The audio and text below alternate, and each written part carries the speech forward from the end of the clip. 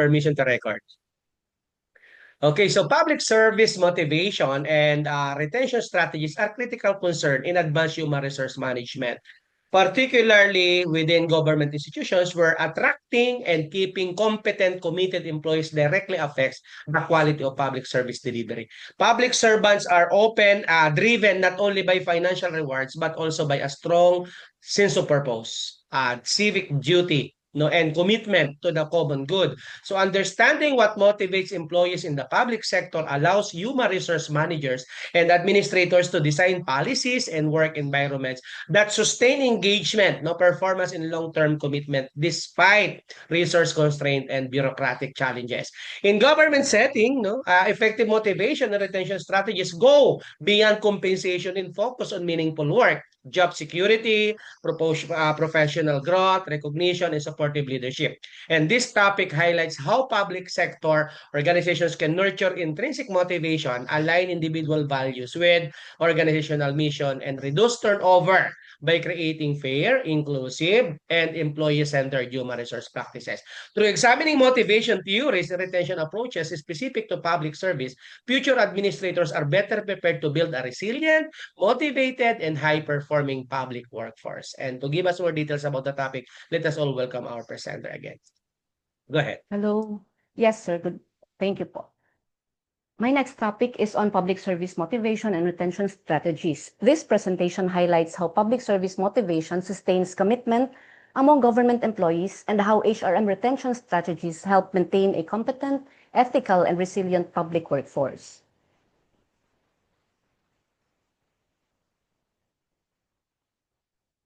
The Philippine public sector organizations face retention challenges due to private sector competition, overseas employment opportunities, and rigid compensation structures.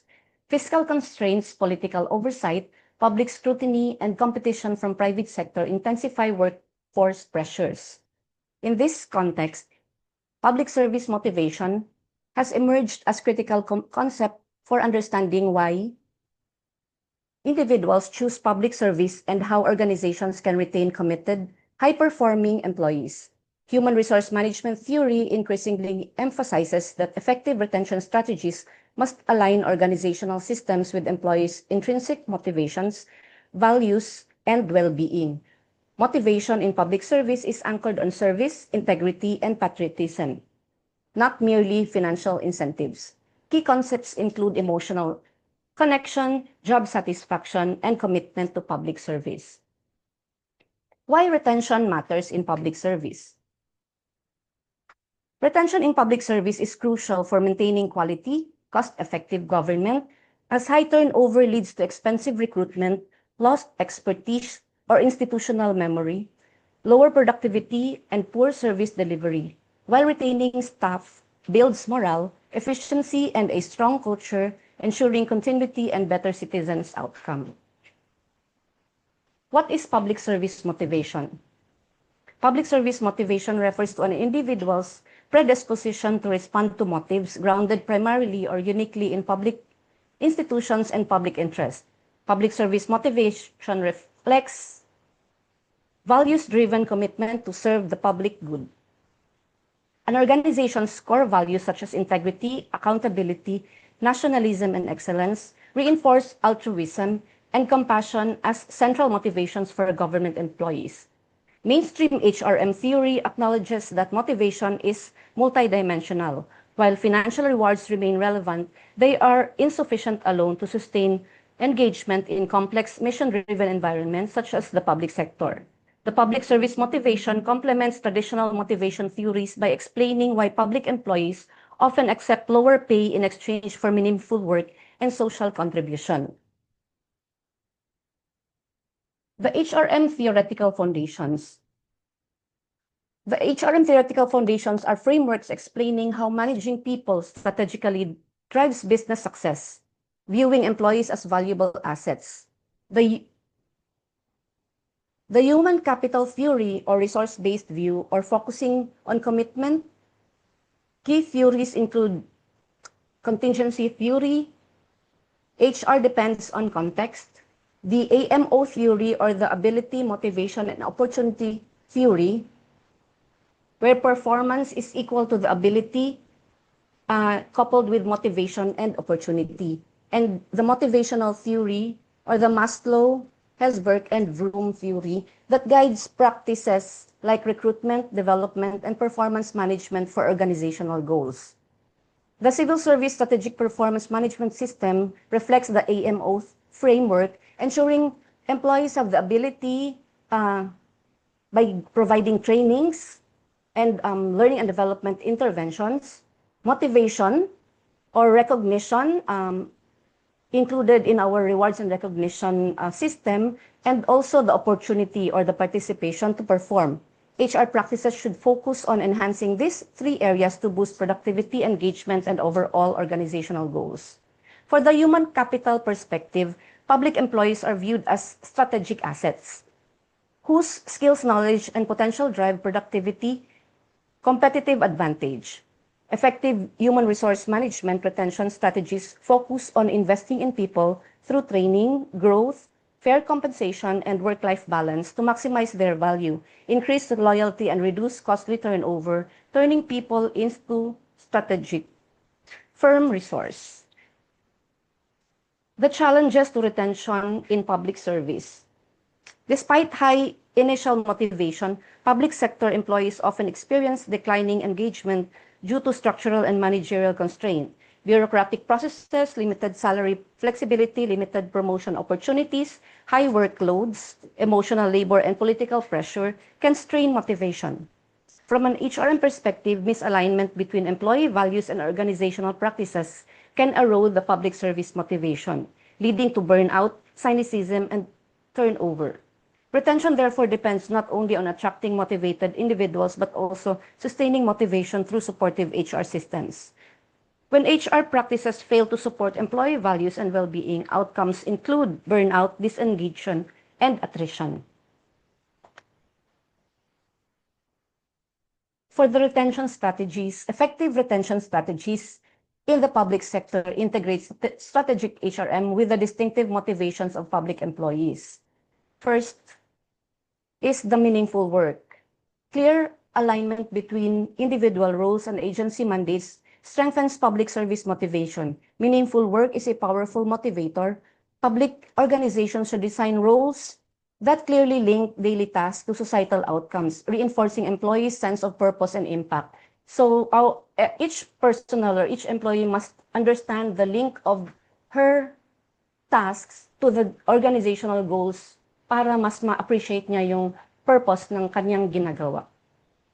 Next strategy is leadership and culture. Transformational and ethical leadership styles are particularly effective in sustaining public service motivation.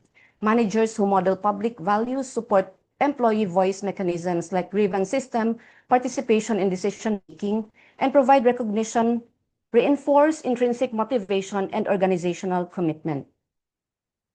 So pag medyo negative yung kultura ng isang organization, isa nagiging discouragement for the employee to perform well and to stay longer sa organization. Next strategy is the learning and development. Continuous learning opportunities support organizational investment in employees' long-term development. Structured career pathways, mentoring, and leadership development are critical for retaining skilled public servants, even when financial rewards are constrained. In the Prime HRM model, learning and development comes in three strategies. First is the workplace learning. Second is social learning. And third is structured learning. So workplace learning, this is gained from hands-on experience or learning in the workplace through shadowing, job rotation, job enlargement, and special job assignments. For the social learning, this is gained through interacting with people through coaching, mentoring, behavior modeling, and feedback sessions. Lastly, the structured learning is gained through usual training programs, education programs, and attendance to seminars and conferences. The next strategy is performance management. Performance management systems in the public sector must balance accountability with development. Overly punitive or compliance-driven systems can undermine performance management system, whereas transparent developmental approaches enhance public trust and engagement.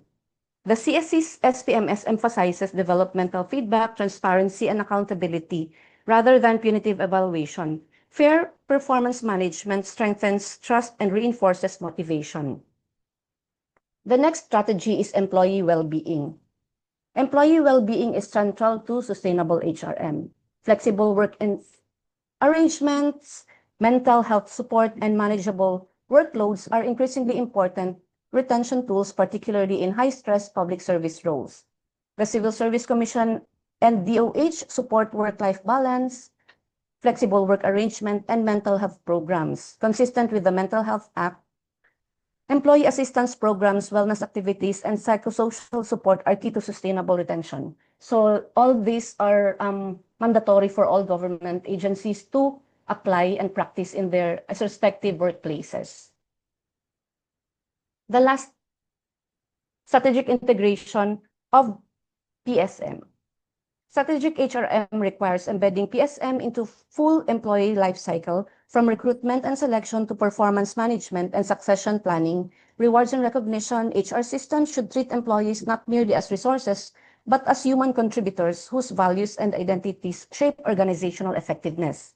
Public sector HR leaders must therefore design coherent systems that reinforce public values, promote fairness, and support long-term commitment rather than short-term efficiency. For the conclusion, public service motivation provides a powerful lens for understanding employee behavior and retention in public organizations. While financial incentives remain relevant, sustainable retention depends on aligning HRM practices with intrinsic motivation, well-being, and public values. By integrating strategic HRM principles with unique mission of public service, organizations can retain committed, capable employees who contribute meaningfully to societal outcomes. That's all for my topic. Thank you. Okay, thank you so much. And of course, congratulations. No? Again, public service motivation and retention strategies play a vital role, no, in sustaining a committed and high-performing government workforce. Public employees are often motivated by intrinsic factors such as sense of service, social impact, and ethical responsibility rather than purely financial incentives, no? So, yung mga boss dito, no? So, dapat hindi lang ganun. Sometimes, okay, lunch out tayo, mga ganung bagay, no? O Starbucks tayo sometimes, ano, as head, as leader, as supervisors, no?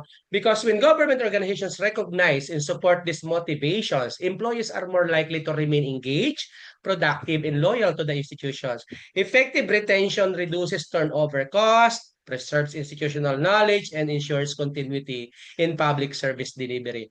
A practical example is a local government unit that experiences high staff turnover due to limited salary competitiveness. Alam naman po natin yan, lalo kapag mga JO.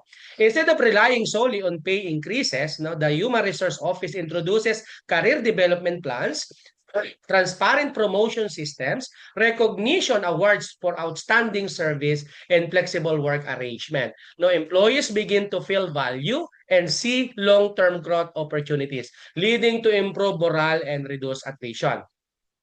Another example is a national agency that strengthens employee motivation by linking individual performance goals to its public service mission, uh, helping staff understand how their work directly benefits citizens. Okay.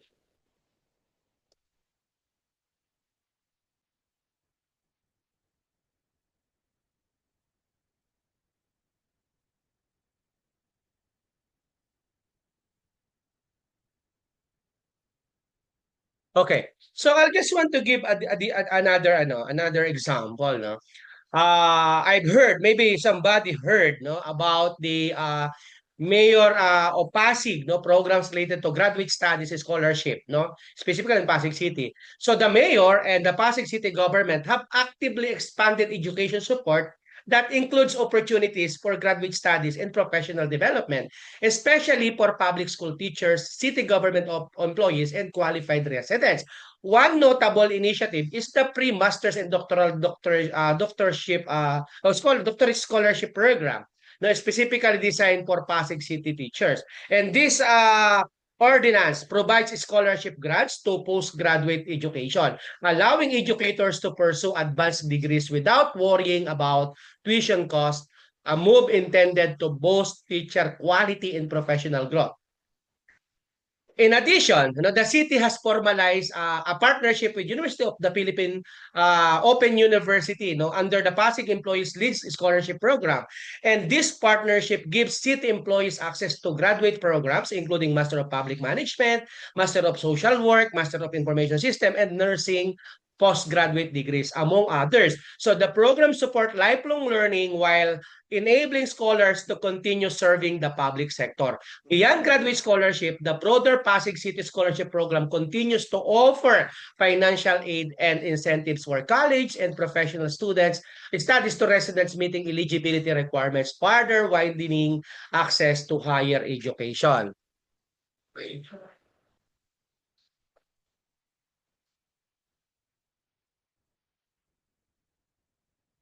And of course, another is that some LGU or local government units open schools are government-supported community learning center or programs designed to provide flexible education opportunities for residents. And take note napakadami ng LGUs ngayon na nag-o-offer ng kanilang community college or yung college within their locality lang, under ng budget ng kanilang nung mismong agency, anong mismong town, no? So kaya kailangan ito yung mga magagandang project na dapat natin makonsider as best practices within the municipality or in any other area. Okay, so again, best practices in public service motivation and retention include fostering a clear sense of purpose by consistently communicating the organization's mission and societal impact. The government should implement fair and merit-based career progression system. Ano po?